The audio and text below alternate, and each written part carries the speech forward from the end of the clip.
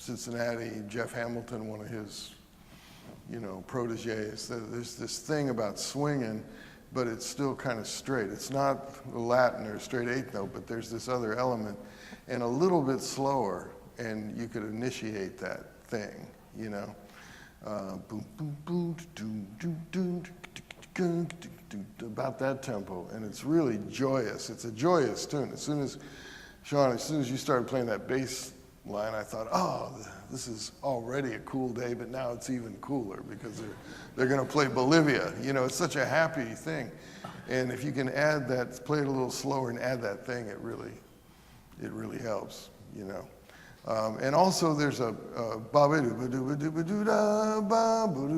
there's a break there that defines between the real swinging on the part with the changes and then back to the vamp. There's a little hole in there. And it kind of defines, you don't have to do it every chorus, but I didn't hear it at all. And that differentiates the changes part, which is really straight swing, and then kind of this two-world thing on the, so. Whose idea was that tempo anyway? It's funny you say that because actually, I'm not trying to be Mr. Contrarian, but I've always heard that tune faster. Then they played it. Yeah. Yeah, okay. I've always heard that tune way up, like dun dun dun dun dun dun dun dun dun dun.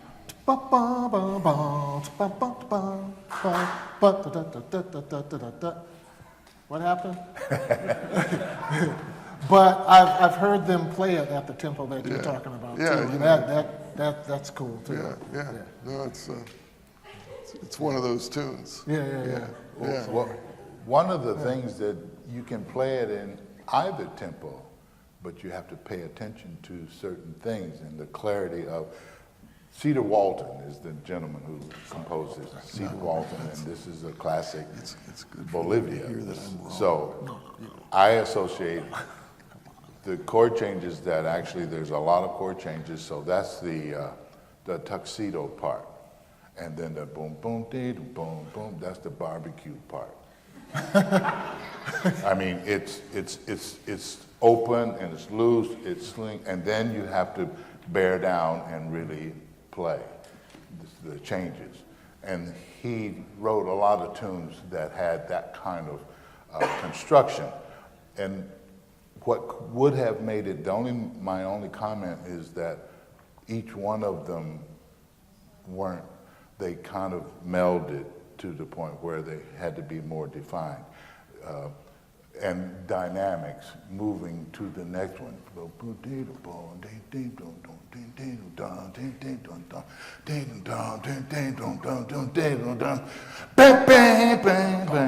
I mean, it's actually moving. And you just did it as if it was all just one thing. And you did it coming out of it the same way. It's hard to get out of a tuxedo and get a barbecue, but you need time. I associate the music and these things with things that we love. And the way that this tune was constructed, that's why it's infectious. That's why people want to play it, because it has those elements in it. And that's the only thing that I felt, had you paid more attention to that, the solos almost get better. Almost automatically. All right, let's play this other tune and get out of here.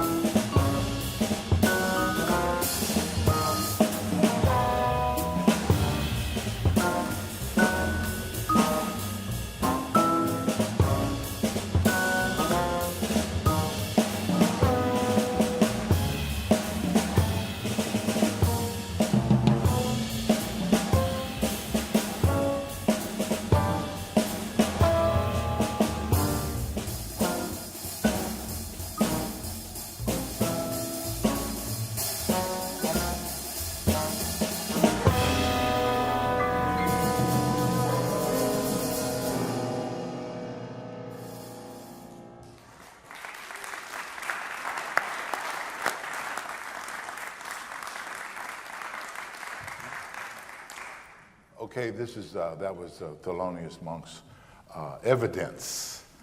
This was, last year was his 100th birthday, just like this year is Leonard Bernstein's 100th.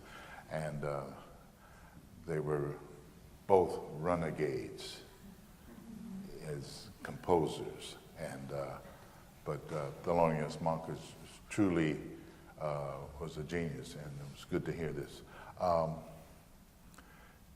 It's a happy thing with the rhythms, and so you had a lot of fun with the rhythms, but it still has to have, it can't disappear. Some of it feeling, it just got a little too. This one, I don't think you can become esoteric, but I don't think it's a place to do that.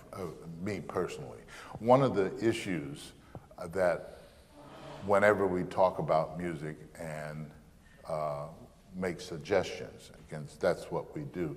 We just happen to be doing it longer than they. You know, we've been doing it longer, so they can still weigh it and use it. And if even at the stages where they are, they have their own decisions and reasons why they do certain things. And of course, no one will ever please everyone. So, but there is a pattern in terms of the kinds of styles of music, because now we're doing all kinds of styles, and you sometimes tend to allude to a particular kind of style on all tunes, and I don't think that's something that one should do. That's just me personally. Any more comments before we close out? No, go ahead. I'd like to hear you. Oh, okay, well, we both were conferring on the same thing. There was a point during Jalen's solo where we heard like 5 A sections in a row and no bridge. I think the form got lost. And that's like a question of Luca and Sean agreeing on what's happening. So, you know, just a tune like this. And a tune like this also with, I mean, it's very cool rhythmically on the head, but when you get to the solo section, it's pretty standard type of chord progression, and at a medium swing tempo, you know, with standard changes going on, and it not really elevating, the solos can just drone on and on and on and on. And you know, especially Bryson, I mean, got to be real careful, like, to know how long you've played. And it was like, it went on about maybe 3-4 choruses too long, I think, you know. Because you get wrapped up in the music, and then you just lose perspective of how long it's going on, you know. And so be careful of that. But that can also be helped by you, Eric, by creating excitement underneath. I think you were content to just play like a 4-beat on and then the walking line, and then it was kind of just swinging, and you know, it just kind of stayed there. You know, I think if you gave him something to feed back on, you know, it would, you know, create, you know, a shape, you know. Because then now he's just stuck out there, you know. Really nice solo, Luca. It was kind of very monkish, but had some modern things. I tend to agree with Rufus on the comment about applying the same concept to all different types of all different forms, and I think, you know, it might be cool sometimes to just bebop in something like this, you know. You know, just maybe, even though it's monk and it's very quirky and it has a lot of angles and angularity to it, sometimes when it's swinging like that, it's cool to just be inside that beat, inside that kind of ethos, you know. We're nitpicking because We have to. you guys, we have to find something to talk about. Final? Two quick things. You know, we both mentioned, Bryson, that we were talking here that you played quite a long solo, but what I noticed in the last 2 choruses, those things you played in the last 2 choruses were really nailing the changes, and for me, melodically, the best thing you played in that whole solo. So, and this is not a performance, it's like what we've been doing all week, you know, talking about things and stopping and starting and trying things, only with the public, and the whole world is watching because I think it was live stream. But so, and I've encouraged playing long solos in the things we've been doing here, because the first choruses tend to be what we know and are comfortable with, or feeling out the tune of the rhythm section, and then the real development of playing things that you've never played before, or, you know, codifying things you've been thinking about and really getting them to work. Sometimes that happens on the 6th or 7th chorus. So that's what I think happened here, and it was, you know, we're a little bit over time, but it's good that you kept playing and played that long, because I think you learned some things and found out some things in the last part, and it took you several choruses to get to that point, you know. If there's, like Friday night, we don't have time to do that. Yeah, it's a show, you know, so yeah, it's gotta be. I'm just kidding. The other thing is, just real quickly about the form, for me, every bar in a tune, actually every beat in every bar has a separate specific emotion, but that's just a little quirk that I have. But in an expanded version, an AABA tune like this, for me, the first A section is always renew. Even if it's the 100th chorus, it's always fresh. The second chorus gets boring and I'm craving something different. And finally, I get that with the bridge, and then the last 8 bars is like a summation of that chorus. Every chorus, no matter how many choruses, I have those 4 different emotions with what's going on. And I'm sitting here and I'm looking at the drum set and I'm listening to Jalen, to your solo, but I'm looking at what you're doing, just out of curiosity, what drummers do. You know, I like watching drummers. And all of a sudden, in the middle of like looking at your right foot and your left foot and your left hand, I feel this incredible disturbance in the universe that I can't describe yet because I don't know what it is. And it was the fact that this other part of me that wasn't front brain but still paying attention was craving the bridge there, and it didn't happen. And I immediately looked at Billy, and he looked at me, and we both heard the same thing. So even though I wasn't keeping track of where you guys were, because my front brain focus was on looking at Eric playing the drums, I noticed immediately that something that part of me was expecting to happen did not happen. And that will help when things get really creative. I'm being positive here, really creative, you know. And you're in the middle and you're wondering if we should go to the bridge or not, or what are we on, because you've been concentrating on something else that you're doing, you know, supporting a soloist in some ways. The bridge is the bridge. Rely on your like inherent basic animalistic emotions to tell you when that's coming, because you've heard ABA tunes so much and you're on such a high level of playing that just rely on your instinct. If we had more time, I would ask you why that happened, because it was very surprising that happens. But I do hear it in clubs, you know, professional groups, cover of Downbeat Heroes, and all of a sudden, bam, the bridge is in the wrong place. So it does happen, you know. Yeah. But hook into your basic emotion. That's going to tell you about the form, you know. Let's thank this group.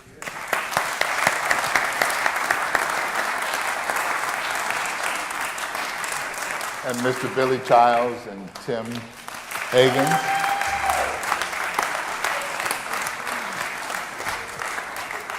So this is a little bit of what we do here, and it's very exciting, and it's actually great that we have to nitpick because they play that well. So please come back on Friday. You'll hear totally different music, original music that quite a lot of it was manifest this week. It's that new. Okay? Thank you very much for joining us.